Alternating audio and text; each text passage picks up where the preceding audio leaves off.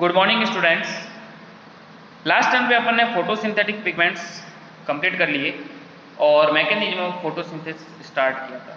उसके अंदर मैंने आपको बताया था कि जो मैकेनिज्म ऑफ फोटोसिंथेसिस है वो दो में कंप्लीट हो रही है, एक तो लाइट रिएक्शन और एक डार्क रिएक्शन।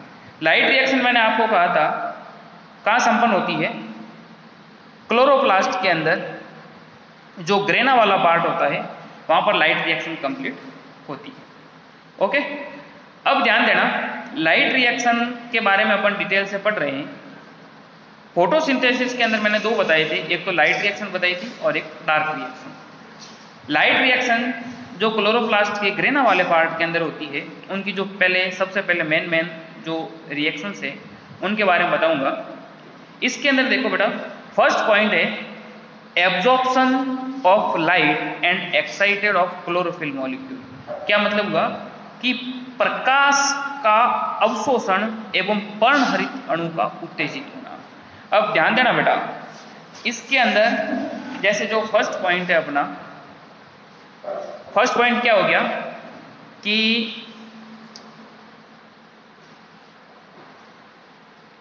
पर्णहरित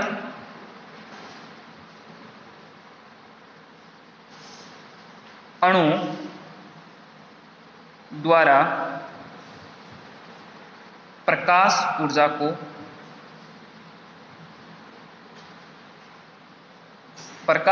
को अवशोषित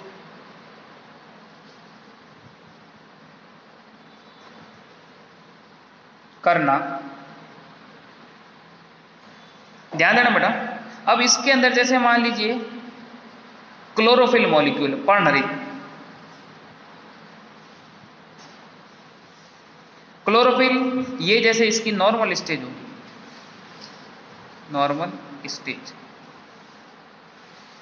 स्टेज का मतलब हो गया सामान्य अवस्था। अब ये उत्तेजित कब होगा, पर्णहरित अणु द्वारा प्रकाश ऊर्जा को, पर्णहरित मतलब क्लोरोफिल मॉलिक्यूल क्या कर रहा है, लाइट एनर्जी को एब्जॉर्ब कर रहा है। अब लाइट एनर्जी किस रूप में है, फोटोन के रूप में। ओके, और इससे क्या हो रहा है, क्लोरोफिल मॉलिक्यूल जो है वो क्या हो रहा है, एक्साइटेड। ओके, एक्साइटेड का मतलब हो गया क्लोरोफिल अणु का उत्तेजित होना। ध्यान देना, इसके अंदर जैसे प्रकाश का अवशोषण एवं पर्णहरित अणु का उत्तेजित होना, जैसे क्लोरोफिल नॉर्मल स्टेज के अंदर था, लाइट एनर्जी मिली और उससे क्लोरोफिल मॉलिक्यूल क्या हो गया, उत्तेजित हो गया। सेकेंड इसकी इक्वेशन है, इसके अंदर ध्यान देना, फोटोलाइसिस ऑफ वाटर। अब ध्यान देना बेटा, अब फोटोलाइसिस ऑफ वाटर का मतलब हो गया कि इसके अंदर जो लाइट एनर्जी क्लोरोफिल मॉलिक्यूल द्वारा एब्जॉर्ब की गई वो क्या कर रही है, जो वाटर मॉलिक्यूल है उस वाटर मॉलिक्यूल को क्या कर रही है, ब्रेक डाउन कर रही है। वाटर मॉलिक्यूल का ब्रेक डाउन होना ये जो है PS2 से संबंधित है। अब PS2 और PS फर्स्ट क्या है, इसके अंदर में अभी जो रेड ड्रॉप इफेक्ट अपन लाल बटन इफेक्ट करेंगे उसके अंदर बताऊंगा। अब ध्यान देना बेटा, इसके अंदर जैसे अब ये जो यहाँ पर जो लाइट एनर्जी द्वारा ये क्लोरोफिल एक्साइटेड हुआ, उत्तेजित हुआ, ये क्या करेगा, जल का प्रकाशिक अपघटन में इंपॉर्टेंट रोल प्ले करता है। मतलब इस एनर्जी की उपस्थिति में जल का ब्रेक डाउन होगा और ये जो संबंधित है, ये ध्यान रखना बेटा, PS2 से संबंधित है। अब PS2 और PS फर्स्ट क्या है अभी अपन डिस्कस करेंगे उसके अंदर। अब देखो बेटा, अब जैसे वाटर मॉलिक्यूल है, वाटर मॉलिक्यूल जो है, अब देखो फोटोलाइसिस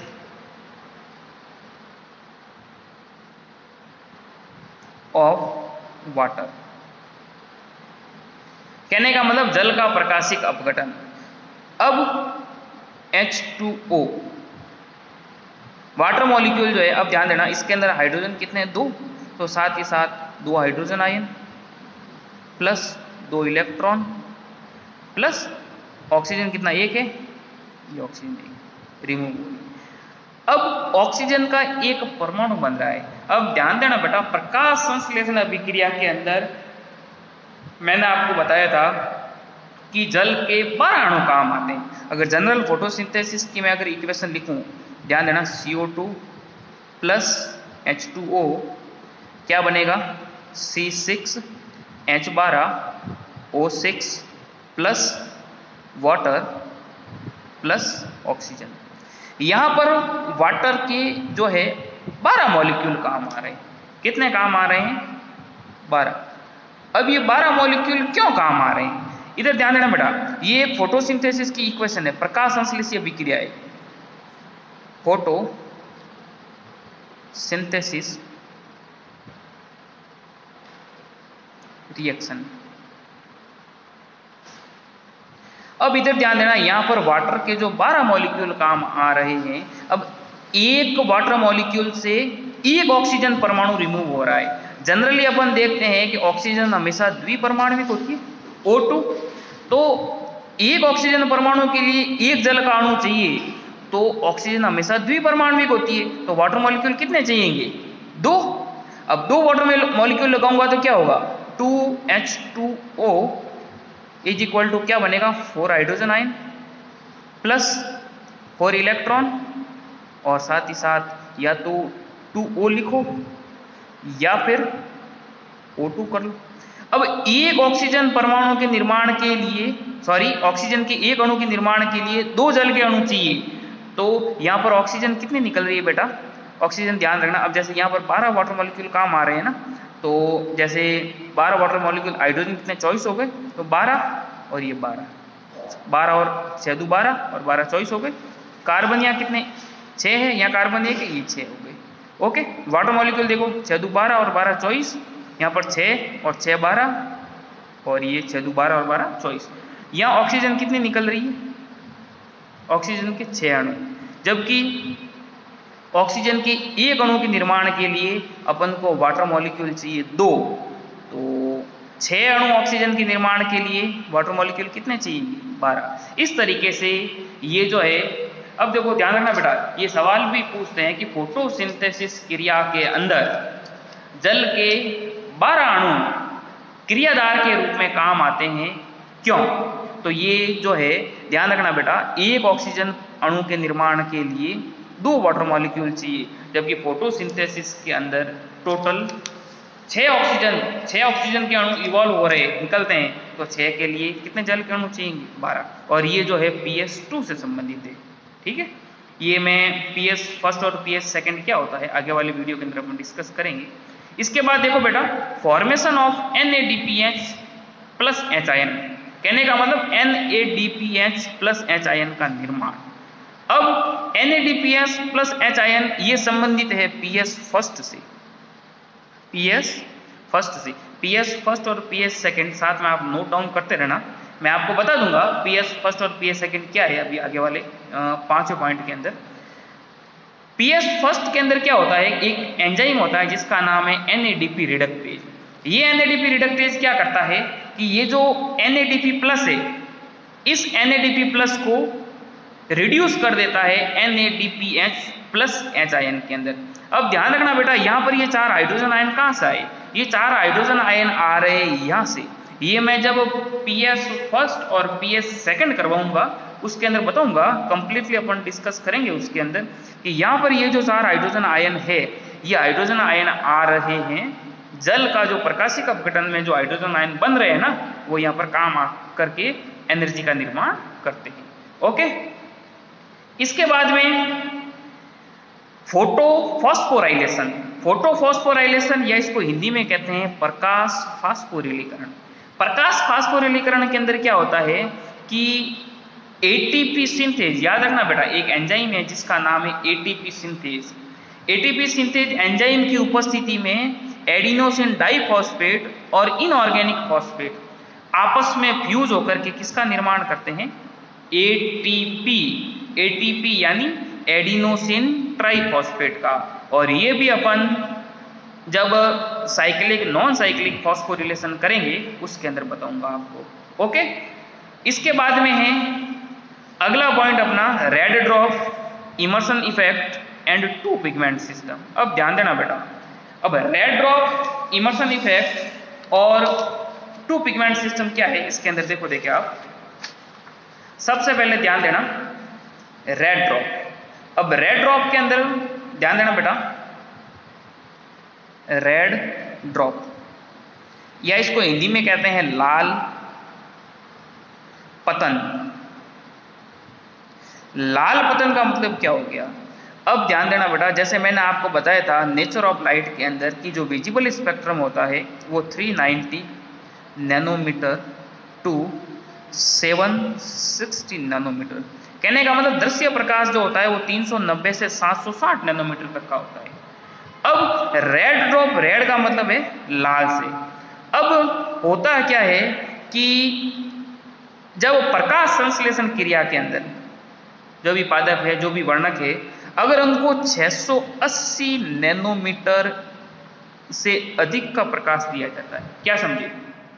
क्या मतलब हुआ कि अगर 680 नैनोमीटर तरंग दैर्ध्य का जो एक वर्णीय अगर प्रकाश दिया जाए प्रकाश संश्लेषण क्रिया के अंदर पेड़ पौधों को, तो उस दरमियान क्या होता है, 680 नैनोमीटर से अधिक का अगर प्रकाश देते हैं ना, तो प्रकाश संश्लेषण की दर में गिरावट आती है। क्या मतलब हुआ? मतलब प्रकाश संश्लेषण कम होता है, प्रॉपर तरीके से नहीं होता, और उस प्रभाव को, चूंकि ये 680 नैनोमीटर है, ये रेड क्षेत्र से संबंधित है। 660 टू 760 के आसपास जो है वेवलेंथ होती है वो रेड लाइट होती है, तो ये लाल क्षेत्र से संबंधित है, इसलिए इस प्रभाव को अपन कहते हैं रेड ड्रॉप। समझ रहे हो? लाल पतन, लाल मतलब लाल क्षेत्र में गिरावट हो रही है, और लाल ड्रॉप का मतलब हो गया पतन, इसलिए इसको अपन कहते हैं लाल पतन प्रभाव। और ये सबसे पहले बताने का श्रेय वैज्ञानिक थे जिनका नाम था इमर्सन, उन्होंने बताया था। ओके, इसके बाद में है दूसरा है इमर्सन, नोट डाउन करते रहना बेटा, Emerson enhancement, Emerson enhancement effect. कहने का मतलब ये हो गया इमर्सन वर्धीकरण प्रभाव। अब इधर ध्यान दो बेटा, इमर्सन वर्धीकरण प्रभाव क्या होता है कि जैसे 680 नैनोमीटर से अधिक का प्रकाश अपन ने दिया, तो 680 चूंकि लाल क्षेत्र से संबंधित है, तो ये मतलब इसके अंदर प्रकाश संश्लेषण की दर में जो गिरावट आई उसको अपन ने रेड ड्रॉप कहा। अब इमर्सन और साथियों ने क्या किया, इमर्सन और उनके साथी वैज्ञानिकों ने, कि पेड़ पौधों को मतलब 680 नैनोमीटर वाला प्रकाश तो दिया, 680 नैनोमीटर से अधिक का, साथ ही साथ 680 नैनोमीटर से कम का भी प्रकाश, कहने का मतलब दोनों का मिक्स रूप दिया, मिक्स लाइट दी। समझ रहे हो? 680 नैनोमीटर से अधिक और साथ ही साथ 680 नैनोमीटर से कम, दोनों प्रकार का जब प्रकाश दिया, तो उन्होंने देखा कि जो प्रकाश संश्लेषण की जो दर थी वो पहले की तुलना में कहीं अधिक थी, और उसको इन्होंने कहा इमर्सन, नोट डाउन करते रहना, इमर्सन एनहेंसमेंट इफेक्ट। समझ रहे हो? ओके, इमर्सन मतलब इमर्सन वर्धीकरण प्रभाव कब? जब 680 नैनोमीटर से अधिक और उसके साथ साथ 680 नैनोमीटर से कम का प्रकाश दिया, मतलब मिक्स लाइट दी, तो उन्होंने देखा कि प्रकाश संश्लेषण की दर में पहले की तुलना में वृद्धि हुई, और उसको इन्होंने कहा इमर्सन एनहेंसमेंट इफेक्ट। अब है अपना जो मैं कब से बात कर रहा था, two pigment system, two pigment system, दो वर्णक तंत्र। अब ध्यान देना बेटा, दो वर्णक तंत्र के अंदर या तो इनको पिगमेंट सिस्टम कह दो,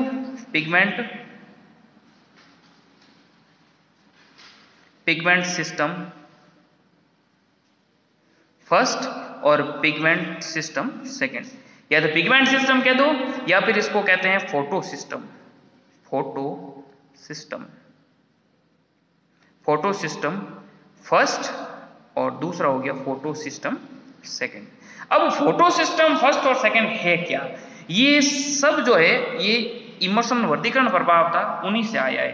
अब इमर्सन वर्गीकरण प्रभाव से वैज्ञानिकों ने यह निष्कर्ष निकाला कि फोटोसिंथेसिस या प्रकाश संश्लेषण के अंदर दो प्रकार के वर्णक तंत्र काम आते हैं। एक तो वे वर्णक तंत्र जो 680 नैनोमीटर से अधिक के प्रकाश को ग्रहण करते हैं या फिर 680 नैनोमीटर से अधिक के प्रकाश में प्रकाश संश्लेषण करते हैं, और दूसरा वे वर्णक तंत्र जो 680 नैनोमीटर से कम की जो तरंग दैर्ध्य है उसमें फोटोसिंथेसिस करते हैं। तो जो 680 नैनोमीटर से अधिक के प्रकाश में प्रकाश संश्लेषण करते हैं उनको तो कहा पीएस फर्स्ट या फोटो सिस्टम फर्स्ट या वर्णक तंत्र फर्स्ट या प्रकाश तंत्र फर्स्ट, ये सब एक ही नाम है। इसके बाद में उन्होंने देखा कि जो 680 नैनोमीटर से कम के अंदर प्रकाश संश्लेषण करते हैं उनको इन्होंने नाम दिया पीएस सेकंड। पीएस सेकंड कह दो, पिगमेंट सिस्टम सेकंड कह दो, फोटो सिस्टम सेकंड कह दो, प्रकाश तंत्र सेकंड कह दो, ये सब एक ही नाम है। ओके, अब अगर आप इसको नोट डाउन करना चाहें या फिर अगर इसका स्क्रीनशॉट लेना चाहें तो ले लीजिए।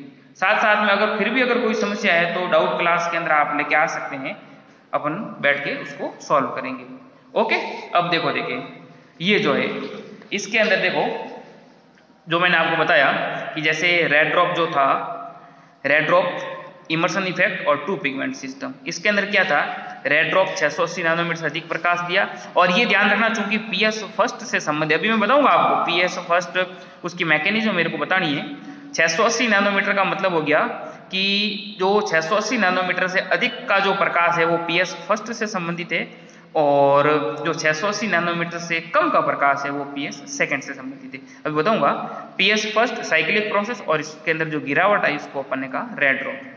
फिर दूसरा था इमर्सन एनहेंसमेंट इफेक्ट, 680 नैनोमीटर से अधिक का प्रकाश दिया, साथ ही साथ 680 नैनोमीटर से कम का भी दिया, मतलब मिक्स लाइट दी, तो उनके अंदर इन्होंने देखा कि प्रकाश संश्लेषण की दर में पहले की तुलना में वृद्धि होती है। इसको इन्होंने इमर्सन वर्गीकरण प्रभाव कहा। और ये जो है साइक्लिक और नॉन साइक्लिक मतलब चक्रीय और अचक्रीय दोनों प्रकार की प्रोसेस के अंदर भाग लेता है, और साथ ही साथ इसमें rate of photosynthesis is high, मतलब प्रकाश संश्लेषण की दर के अंदर क्या होती है, वृद्धि होती है।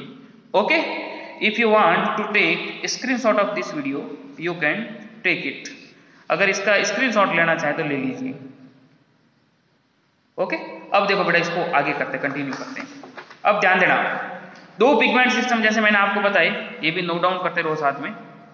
टू पिगमेंट सिस्टम, इसके अंदर पीएस फर्स्ट या जिसको वर्णक तंत्र या प्रकाश तंत्र फर्स्ट कहते हैं, absorb the longer wavelength of light, मतलब जो 680 नैनोमीटर से अधिक, 680 नैनोमीटर से अधिक का मतलब क्या हो गया, 680 से 700 नैनोमीटर तक का जो क्षेत्र है लगभग 390 टू 760 होता है, तो 680 से 760 तक की जो नैनो वेवलेंथ या लाइट को जो एब्जॉर्ब करता है वो पीएस फर्स्ट है।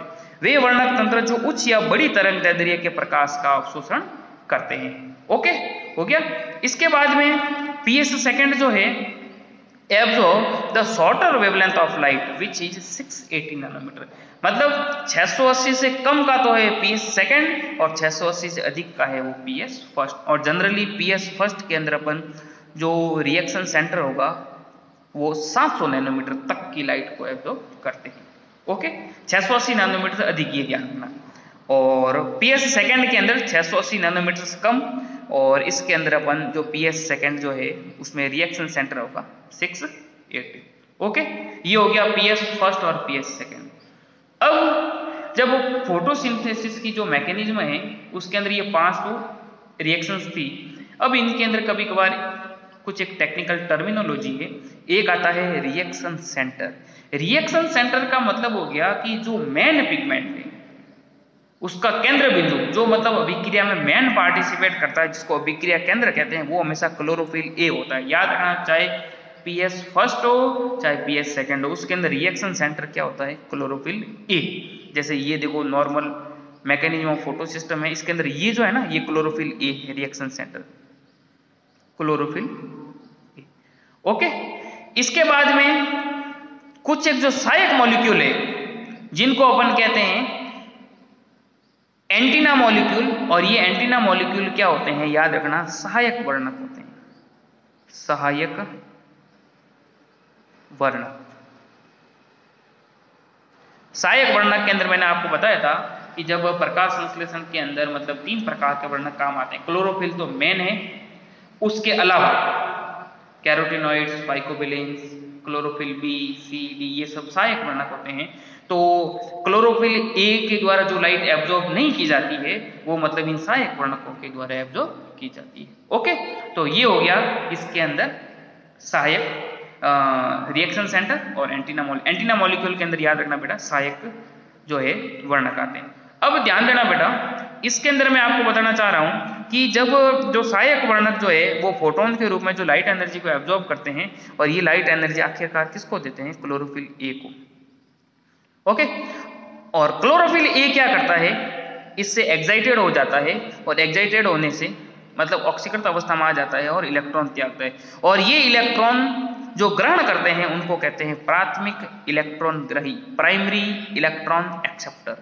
और यहाँ पर पीएस फर्स्ट और पीएस सेकंड के अंदर अलग अलग है, और इन विभिन्न ग्राहियों के द्वारा एनर्जी का निर्माण होता है, और वो मतलब जो डार्क रिएक्शन होती है, डार्क रिएक्शन के अंदर कार्बन डाइऑक्साइड को अपचय करने के अंदर काम आती है, कार्बन डाइऑक्साइड को ग्लूकोज के अंदर बदलने में काम आती है। ओके, अब ये तो था पीएस फर्स्ट और PS second.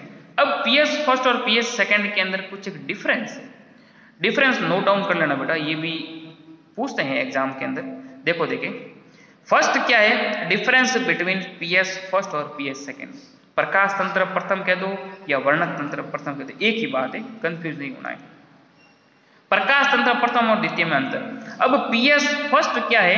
Absorb shorter and longer wavelength of light. कहने का मतलब जो छोटी तरंग दैर्ध्य और लंबी तरंग दैर्ध्य के प्रकाश का अवशोषण करते हैं। इसके अंदर हिंदी में देखो, पीएस फर्स्ट में इस प्रकार के वर्णक अणु पाए जाते हैं जो लॉन्गर एंड शॉर्टर दोनों तरंग दैर्ध्य के प्रकाश का अवशोषण करती है। और पीएस सेकंड के अंदर क्या है? Absorb shorter wavelength of light, मतलब जो छोटी तरंग दैर्ध्य के प्रकाश का अवशोषण करती है। और इसका जो हिंदी में देखो, पीएस सेकंड में इस प्रकार के अणु पाए जाते हैं जो केवल शॉर्टर लाइट को एब्जॉर्ब करते हैं। सेकंड पॉइंट क्या है? इसके अंदर मुख्य वर्णक जो काम आ रहे हैं याद रखना बेटा, इंपॉर्टेंट पिगमेंट के अंदर chlorophyll A 670, chlorophyll A 683, chlorophyll A 697, chlorophyll A 700, carotenoids, ये सहायक वर्णक। इसके बाद में पीएस सेकंड के अंदर chlorophyll A 660, chlorophyll A 673, chlorophyll A 680, chlorophyll B, carotenoids और फाइकोबिलेंस। ओके, इसके अंदर जो अभिक्रिया केंद्र होता है याद रखना P700, और इनके अंदर याद रखना कौन सा होता है? P680, 680, मतलब 680 नैनोमीटर से या 680 नैनोमीटर तक और 680 नैनोमीटर से कम की जो तरंग दैर्ध्य है वो पीएस सेकंड के द्वारा एब्जॉर्ब की जाती है, और 680 से जो ज्यादा है वो होती है P700 तक, वो पीएस फर्स्ट के द्वारा।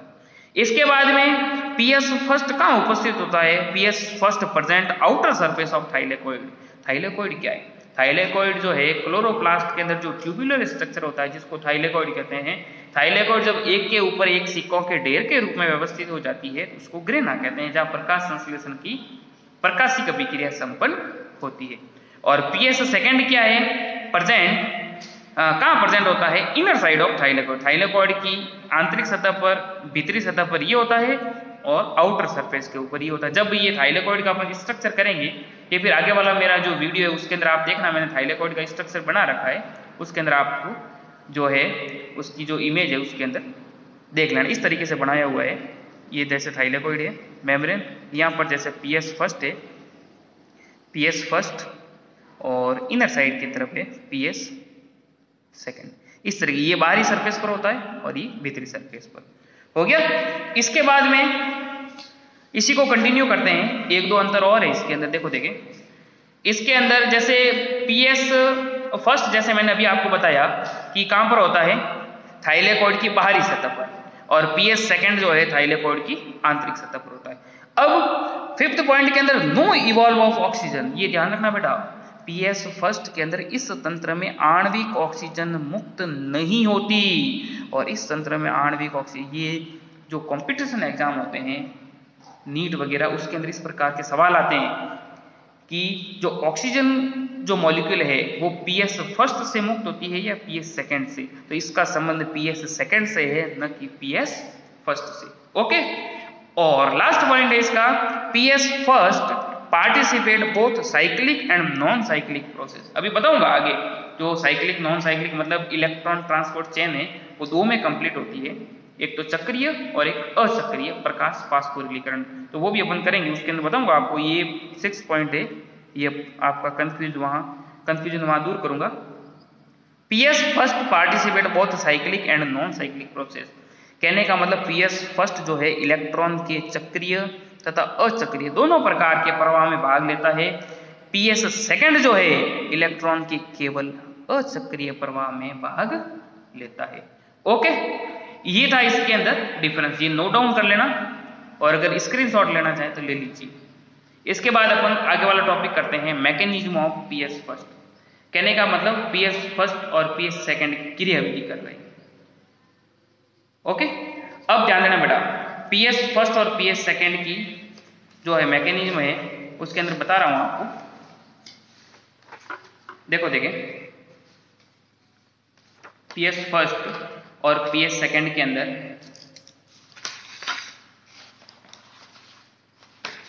इधर देखो, mechanism of PS first, note down करो, मैकेनिज्म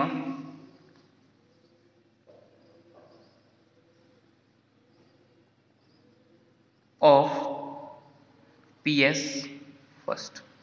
अब पीएस फर्स्ट, जैसे कि मैंने अभी आपको बताया, रिएक्शन सेंटर क्या होगा, रिएक्शन सेंटर जैसे क्लोरोफिल ए है, और क्लोरोफिल ए है, चूंकि पीएस फर्स्ट है तो पी 700 होगा, अभी मैंने बताया 700 नैनोमीटर तक की तरंग दे रही है।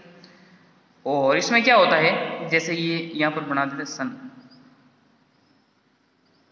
सूर्य से लाइट एनर्जी को एब्जॉर्ब किया जाता है। ओके, और ये जो लाइट एनर्जी है ये फोटॉन के रूप में इनके द्वारा क्या की जाती है, ग्रहण की जाती है। तो यहां से क्या होगा, जैसे ये क्लोरोफिल ए और इसके अलावा बाकी जो है वो सहायक वर्णक होते हैं, जिसको एंटीना अणु कहते हैं। यहां से सहायक वर्णक और पीएस फर्स्ट के द्वारा लाइट एनर्जी को फोटॉन के रूप में अवशोषित किया जाता है। यहां से ये क्या होगा, एक्साइटेड होगा, उत्तेजित होगा, और ये ध्यान रखना, यहां से जो इलेक्ट्रॉन उत्सर्जित हो रहे हैं, ये इलेक्ट्रॉन जो प्राथमिक इलेक्ट्रॉन ग्राही प्राइमरी इलेक्ट्रॉन एक्सेप्टर है, उनका नाम होता है एक्सेप्टर, ए का मतलब एक्सेप्टर, और iron sulphur protein. Okay, iron sulphur protein के द्वारा इसको क्या किया जाता है, ग्रहण किया जाता है। और इसके बाद में आयरन सल्फर प्रोटीन जो है, यहां से ये इलेक्ट्रॉन विभिन्न ग्राही, जैसे यहां पर लिखूंगा एफडी का मतलब है फेरेडॉक्सिन, फेरेडॉक्सिन के द्वारा ग्रहण किया जाता है। और फेरेडॉक्सिन पर जैसे जो थाइलेकोइड का जो स्ट्रक्चर बताया था उसके अंदर अभी मैंने कहा था, और साथ ही साथ मैंने आपको ये भी कहा था कि पीएस फर्स्ट के अंदर एक एंजाइम होता है जिसका नाम है NADP रिडक्टेज। ये क्या करता है, NADP प्लस को NADPH प्लस H आयन के अंदर कन्वर्ट कर देता है। यहां से ये जो इलेक्ट्रॉन है ना, ये इलेक्ट्रॉन जो है इसके साथ फ्यूज होकर के क्या बढ़ाएंगे, NADPH प्लस H आयन। अब यहां पर ये हाइड्रोजन आयन कहां से आ रहे हैं, ये हाइड्रोजन आयन जब मैं नॉन साइक्लिक फोटोफॉस्फोरिलेशन करवाऊंगा उस टाइम बताऊंगा। अभी तो आप इतना यही ध्यान रखें कि यहाँ पर NADPH प्लस H आयन का निर्माण होता है मैकेनिज्म ऑफ पीएस फर्स्ट के अंदर, और ये NADPH प्लस H आयन क्या करती है, कार्बन डाइऑक्साइड को ग्लूकोज के अंदर C6H12O6 उन कार्बन डाइऑक्साइड को ग्लूकोज के अंदर बदलने में, अपचयित करने में रेस्पॉन्सिबल होती है। ओके, पीएस फर्स्ट ये। इसके बाद में है पीएस सेकंड। पीएस सेकंड ध्यान देना बेटा, PS second mechanism of PS second. अब पीएस सेकंड के अंदर क्या है, पीएस सेकंड के अंदर अपन सबसे पहले P680, ओके, अब यहां पर इसका जो रिएक्शन सेंटर है वो भी क्लोरोफिल ए ही है, और ये PS second 680 PS second. Okay, अब PS सेकेंड के अंदर क्या होता है, ध्यान देना। PS सेकेंड के अंदर जो वाटर मॉलिक्यूल है वो वाटर मॉलिक्यूल ब्रेक डाउन होकर के ऑक्सीजन को इवॉल्व करता है। तो इसको अपन नेक्स्ट क्लास के अंदर डिटेल से डिस्कस करेंगे। और ये जो है ना PS फर्स्ट तक आप इसको नोट डाउन कर लो, मैकेनिज्म ऑफ PS फर्स्ट। जैसे ये क्लोरोफिल ए है, आयरन सल्फर प्रोटीन यहाँ से इलेक्ट्रॉन उत्सर्जित हुए, इनके द्वारा ग्रहण किए गए, और यहाँ से इलेक्ट्रॉन फेराडॉक्सिन, फेराडॉक्सिन से जो NADP रिडक्टेज एंजाइम होता है वो क्या करता है, NADP प्लस को NADPH प्लस H के अंदर बदल देता है। ओके, ये नोट डाउन कर लेना। PS सेकेंड जो है वो अपन नेक्स्ट क्लास के अंदर करेंगे। Thank you.